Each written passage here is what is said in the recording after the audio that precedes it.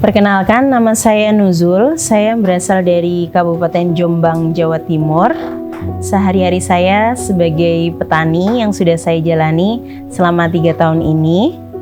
Selain itu, saya juga berkegiatan di sebuah lembaga lingkungan hidup, yaitu di Sangkar Hijau Indonesia. Kenapa kemudian saya memilih menjadi petani?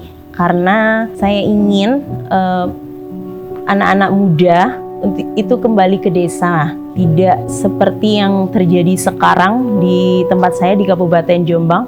Anak-anak muda itu lebih memilih ke kota besar untuk mencari pekerjaan-pekerjaan dengan gaji yang tinggi, sehingga ketika persoalannya di daerah terjadi, seolah itu menjadi tidak penting. Karena yang terjadi sekarang di Kabupaten Jombang sedang terancam alih fungsi lahan yang cukup masif terjadi. Apalagi di dalam perencanaannya hingga 2045, wilayah-wilayah di Kabupaten Jombang sudah terplot untuk industri, bahkan penunjang pariwisata dan perumahan. Sehingga petani yang dibutuhkan untuk menanam adalah lahan. Bagaimana dia bisa bertani jika lahan itu sudah tidak ada? Sementara di Kabupaten Jombang sendiri tanahnya itu juga sangat subur.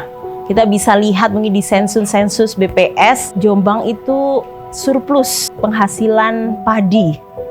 Sehingga kalau misalnya lahan-lahan produktif itu hilang, kita berada dalam ancaman krisis pangan.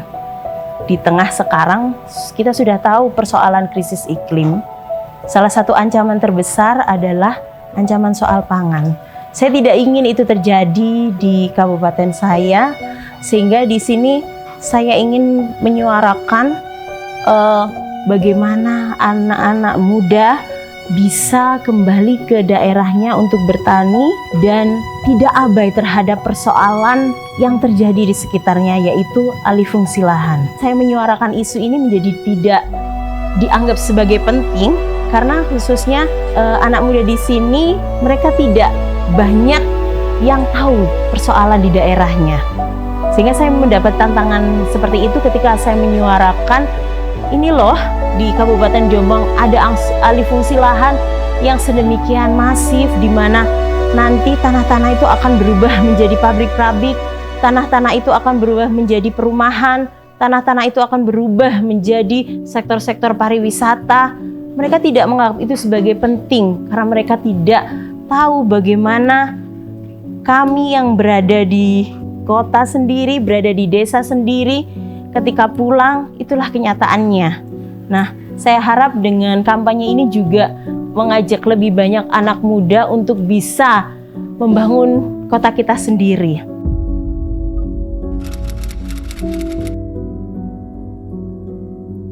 Karena saya juga sebenarnya secara akar historis di keluarga saya, memang sejak mbah saya itu adalah petani gitu. Dan saya memang sejak kecil dibesarkan dengan identitas sebagai keluarga petani. Sehingga ketika melihat persoalan ini, sebenarnya dalam diri saya juga nggak ingin ketika menyaksikan kota saya berubah.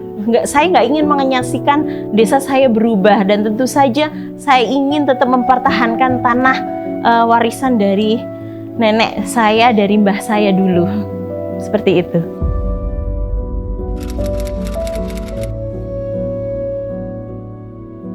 Kenapa saya harus menyuarakan sekarang?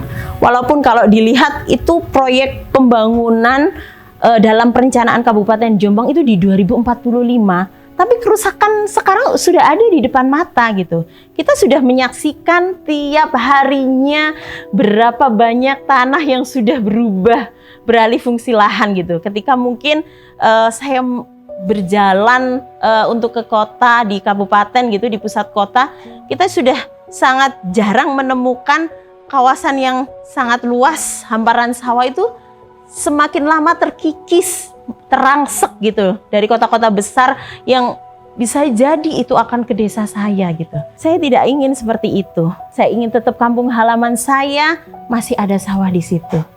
Karena ini soal identitas, ini bukan soal semata-mata dikalkulasi secara ekonomi, tapi ini soal identitas. Identitas keluarga saya, identitas daerah saya. Makanya saya ingin berjuang di situ.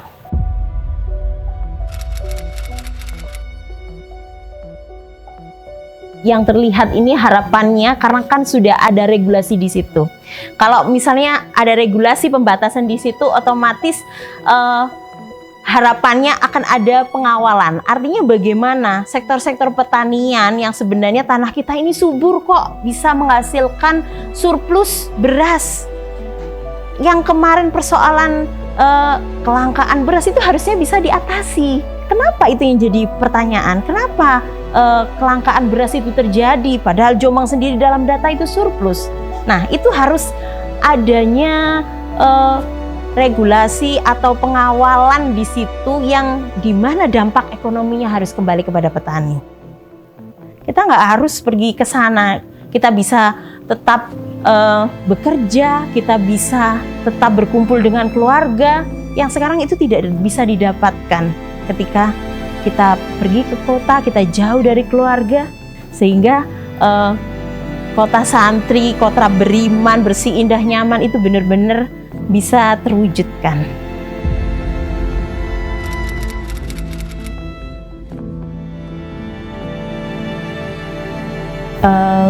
Kalau secara pribadi kemudian misalnya kayak saya pertama memilih sebagai petani gitu, itu juga cukup diini sama masyarakat gitu ya, misalnya perempuan, apalagi perempuan gitu. Mungkin saya sendiri pun tidak menemukan misalnya perempuan muda di desa saya yang memilih jadi petani gitu.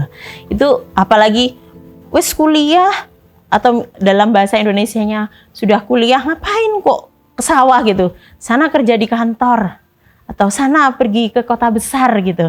Tapi saya istilahnya ini bukan soal saya sendiri juga gitu. Makanya kemudian kenapa saya di media sosial banyak misalnya memberikan postingan-postingan soal pertanian itu biar kawan-kawan itu juga tidak malu, karena sebenarnya anak muda di desa saya banyak mereka yang, tapi kemudian mereka yang misalnya dapat tanah gitu dari keluarga itu biasanya langsung dijual, dibelikan mobil. Tapi saya ingin mengikis harapan itu bahwa kita bisa kok berhasil, kita bisa kok bekerja dari sektor pertanian, kita bisa kok kerja, nggak harus meninggalkan rumah jauh-jauh dari keluarga.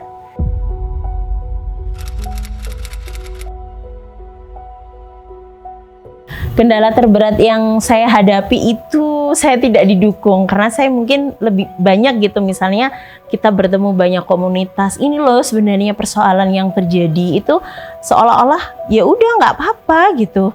Nanti kan bisa membuka lapangan pekerjaan, nanti kita bisa bekerja di situ. Padahal seringkali kita temui warga-warga setempat yang ketika ada industri di situ paling cuman jadi tukang parkir atau mungkin jadi OB gitu. Mereka tidak menempati posisi-posisi yang strategis. Misalnya ketika ada pabrik di situ, dia akan tetap menjadi buruh kasar, di mana juga rawan terjadi PHK. Artinya dia tidak berdaulat atas dirinya.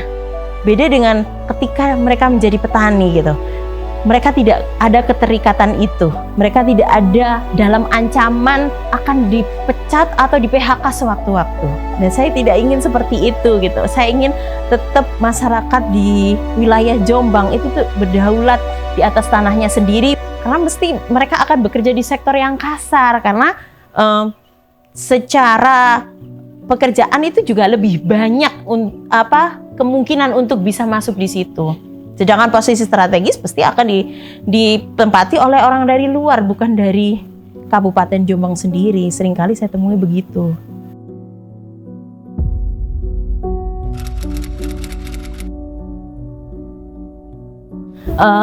Saya ingin mendapatkan dukungan yang lebih luas, karena sebenarnya petani sendiri itu adalah memberikan makan dunia. Petani itu tidak memberikan makan untuk dirinya dan keluarganya sendiri, tapi dunia.